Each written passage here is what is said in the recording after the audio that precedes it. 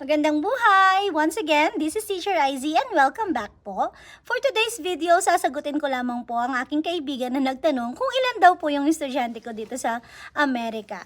So, magandang tanong po yan, no? As a kindergarten teacher dito po, wala po kaming, hindi po siya per session. Kasi sa Pilipinas, session 1, session 2, AM session or PM session po. Dito po, whole day po yung mga kindergarten student po na nag-aaral. So, meron po akong 16 student and then meron pa po akong assistant sa loob. So, during my instruction time po, yung assistant ko ang tumutulong sa akin na ibigay yung mga materials na kailangan, mag-a-assist po sa mga batang nahihirapan sa mga activities na ginagawa po namin. And ang educational assistant ko po ay malaking tulong dahil during my intervention time sa mga bata na nahihirapan po, meron po akong time sa kanila na mag-focus